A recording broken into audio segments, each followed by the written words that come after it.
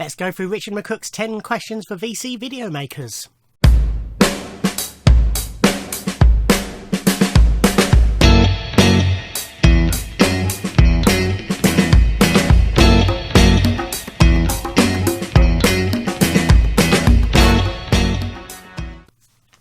Ahoy hoy everybody, and welcome to this video where I go through Richard McCook's 10 questions for VC video makers.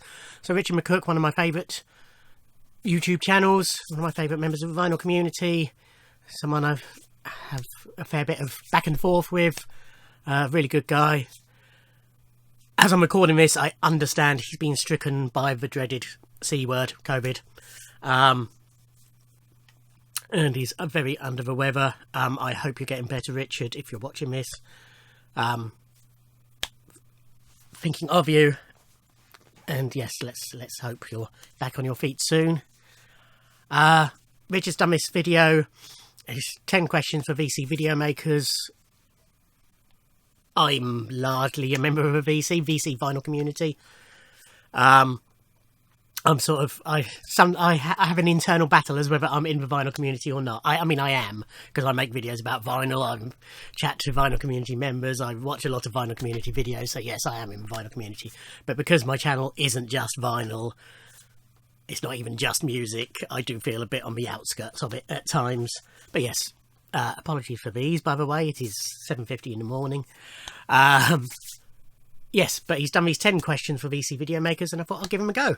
So, question 1 was, what is more important to you, views or subscribers?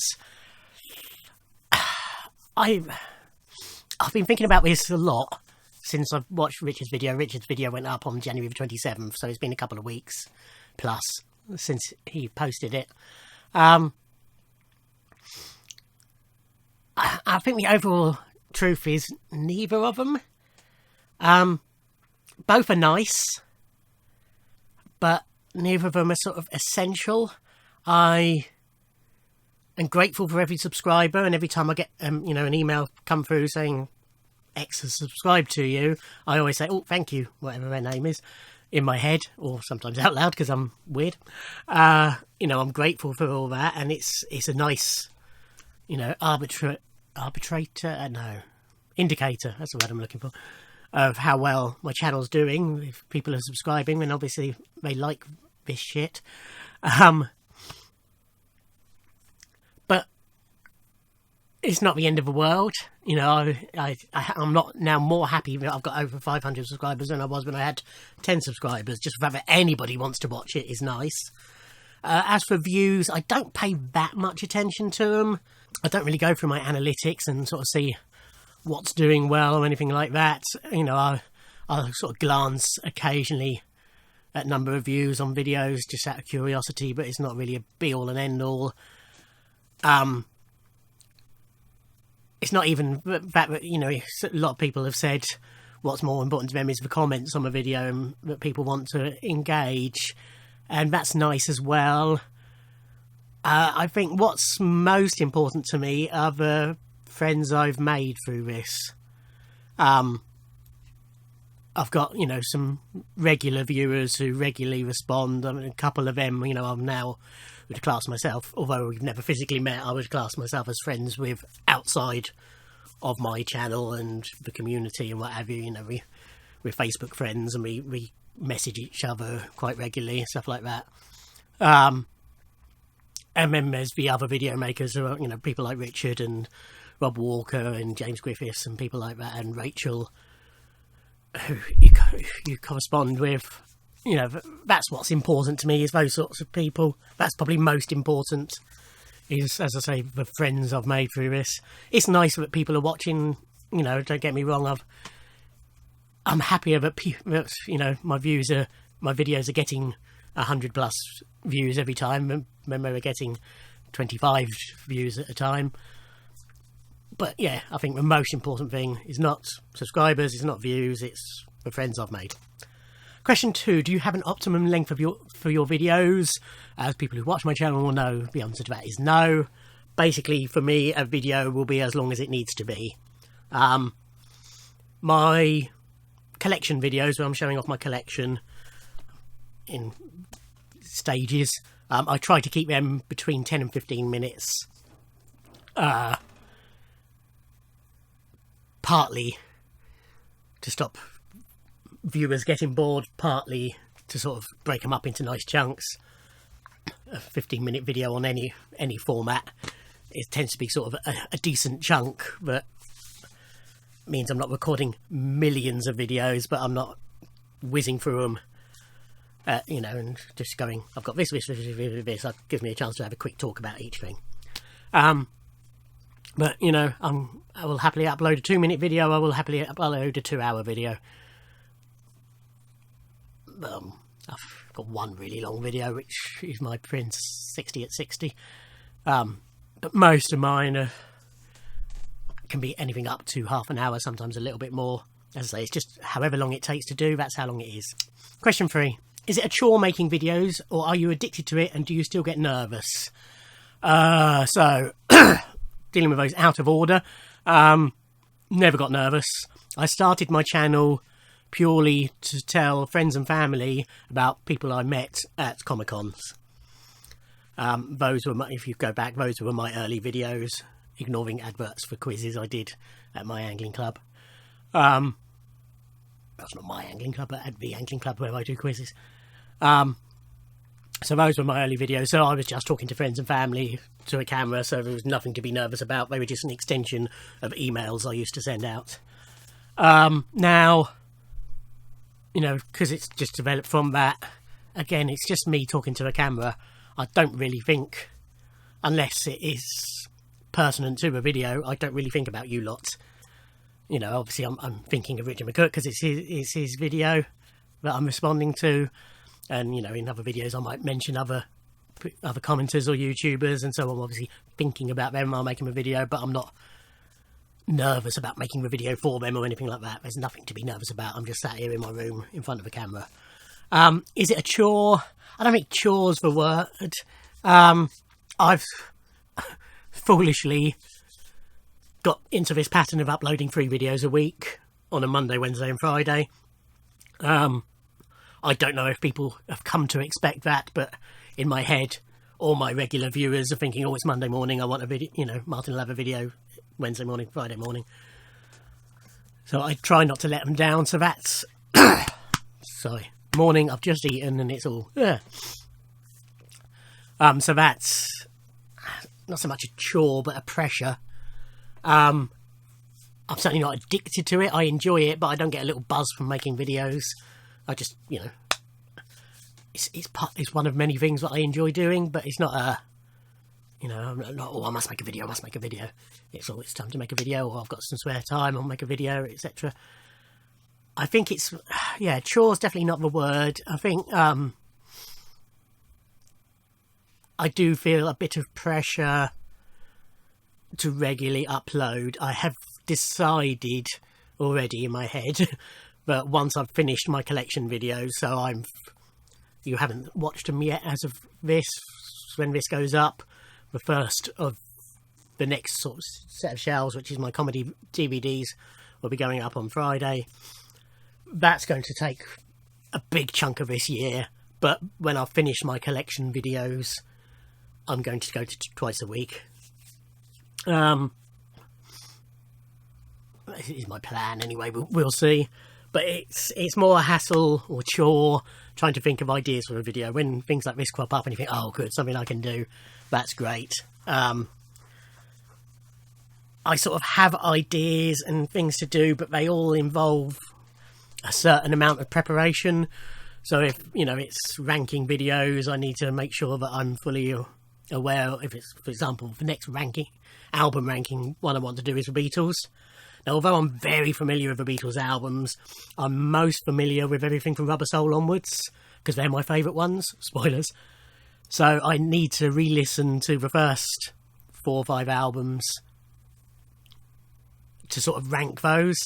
So it's finding time where I can sit down and listen to those albums, get them sorted in my head before I can do that video. You know, it's things like that. My first listens, I recorded 2 last night, but they take a chunk because it's not just a case of listening to a record. I've got to sit down, I've got to, you know, record an intro, listen to it and respond straight away. That's the whole point of the videos. And really I need to be able to listen to those albums without interruptions at a decent volume, so I have to do it when my house is empty. So I tend to get a couple of them done probably every 2 or 3 weeks, depending on my work and what have you. You know, so they all involve some preparation. My next album review, I've got the album selected. It's a double album, so I need time to sit there. I'm still trying to decide it's the greatest hits, so I'm trying to decide exactly how I'm going to do it. And so that's been sat there since November selected, but I haven't sat down and listened to it and done a video yet. So it's the preparation for videos, but it's a bit of a chore, if you like. Right, I think that's answered that one. Number 4, how do you react to bad and negative comments on your video? I've had a few. I express opinions and some people aren't going to agree with those opinions. I will happily, if somebody disagrees, as long as they do it politely, that's fine. If they're rude about it, which some people are, depends what mood I'm in. I might just block them and delete it straight away. I might have a play and, tease them for a bit and then shut them down. Or I might try and argue my point of view, politely argue my point of view and try and come to a happy balance with them. It just depends what sort of mood I'm in and what the comments are. I don't mind people reacting negatively. I do if it's personal, not as in, your taste in music sucks, and that's, fine. But if it's, you're fat or something like that. I don't think I've had any fat ones, but I had somebody commenting on my hair at one point, which pissed me off. Anything like that. That's just a straight. Well, again, I might respond. Depends what it is. As for down, thumbs up, thumbs down. Don't really bother me either way. 5, do you ever buy records just to show on your channel? When I first thought about this, I thought, well, no, I don't. But then I thought, well, of course I do. Because for a start, there's my unboxings of 7-inch singles, which I wouldn't be buying if it wasn't for wanting to make content. The fact that I've got about 400 of them that I haven't even cleaned to listen to yet shows that I'm just buying them to show. And also, in a way, although I'm more buying them to listen to, the records I buy for my First Listens to series are also bought to show on my channel. So yes. Question 6. How would you like to improve your channel? I do wonder sometimes about having separate music channel, autograph channel and film and TV channel. But that seems like more hassle and more pressure to upload more videos. I think the people who I know who've done like some Mr. Mayo split off his movie channel, but as a subscriber to both, his movie channel gets neglected. He does loads of music videos, and then every now and then he has a little splurge where he does film ones, and then he forgets about it again, and then he goes back to it again. So that gets neglected. Rockboy 360, whatever his number is, 680, James Lack. He tried to do his music channel and his movie bug channel at the same time, found his heart was much more in his movie bug channel, so let his music channel go. So I find that people who do split them, from my experience anyway, one or other does seem to suffer. So I'll keep it like this. The way I see it is, if you're not interested, you don't have to watch. If you're not interested in my film ones, don't watch my film ones. If you're not interested in my music ones, don't watch my music ones. At the end of the day, I don't expect every person subscribing to me to watch every single video. But I'm grateful for those who do. Number 7, what are your thoughts on live streams?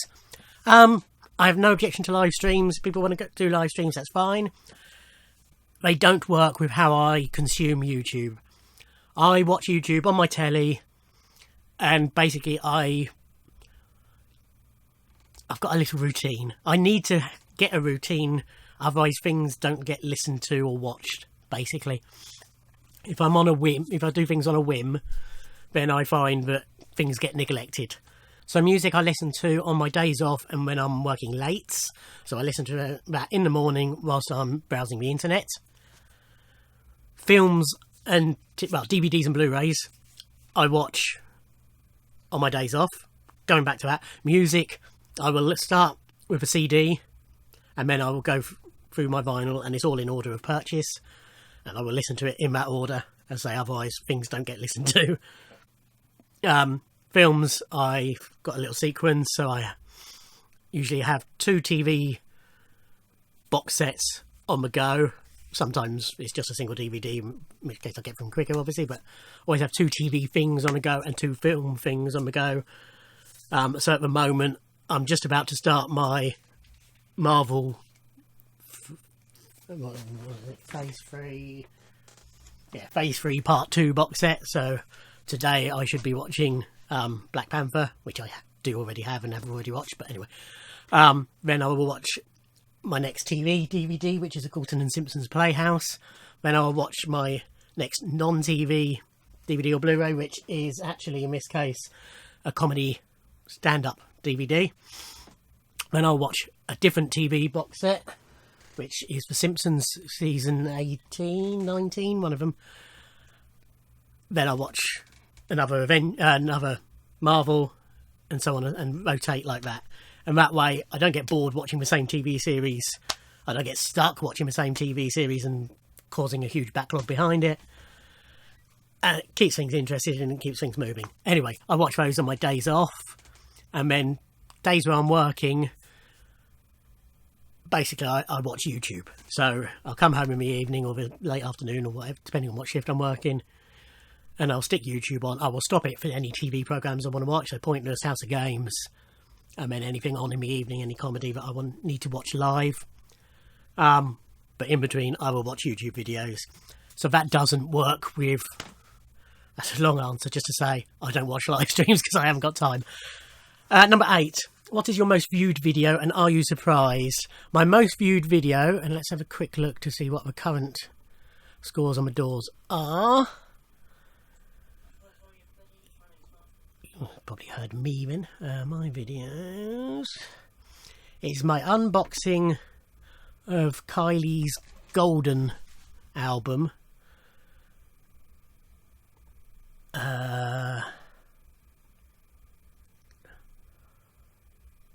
do find my unboxings tend to get the most views because of the fans of that artist. I mean, my shaky one from, when was that? Middle of December is already up to 1,730. Most of my videos get between 100 and 300, which isn't bad. That's, you know, about half of my subscriber count. But I didn't mean to do that. Sorry. Such across my channels. Excuse me, darling. Willow says hello, everyone. Ha ha ha. Ooh. There we go. So it's my Kylie Minogue Golden unboxing. Has had 3,783 views. So that's my most viewed video so far. As I say, my unboxings do tend to be the highest view count, so I'm not surprised that one is. And obviously Kylie's got a big fan base. What does surprise me a little bit is that the number of people I had who responded thinking I was Kylie, or, you know, involved with Kylie, but I certainly had at least one response asking me, I think it was a Brazilian or somebody like that, asking me to do an interview. And when I responded saying, yeah, what about, they quickly went quiet and I realised they thought I was Kylie Minogue and that I would do an interview on their channel.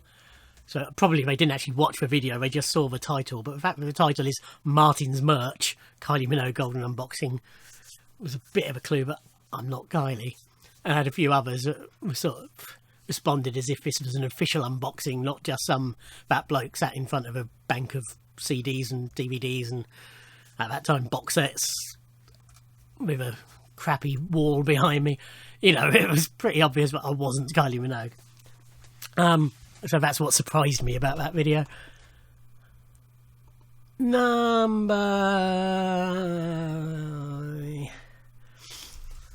9. Have you ever made a video where you've not been wearing trousers? No, is the short answer. I was tempted to do a funny bit here and after this have to get up and find that I'm naked from the waist down and censor it in some way or what have you, but I can't be asked. I'm not somebody who goes around unclothed in any response. I don't feel that people need to see my body, and even if I'm home alone, I don't feel that my body needs to be on display. So I'm always wearing, well 99.9% of the time I am wearing black jeans. Number 10, how long do you intend making videos? No idea. Although, as I say, it can be a bit of a hassle prepping them, etc. I do enjoy making them. I do enjoy the whole process. I've got plenty to say. As I said, probably the volume will diminish over time as I've shown off my collection, so I've got less to actually show, but I will be doing more reviews, etc. over time. I have plenty that I can talk about. So all the while YouTube exists, probably I see no reason why I will stop. You know, I might go cry at times for personal reasons, possibly, but I don't think I'll ever properly stop. Anyway, that's it. Those are my 10 answers to Richard McCook's 10 questions for VC video makers. Hope you enjoyed it. Hope you found it interesting. Thank you again, Richard, for doing this. Again, I hope you feel better soon. Thinking of you, mate. Thank you for watching. Like, comment and subscribe, and I'll see you in another video. Thanks. Bye.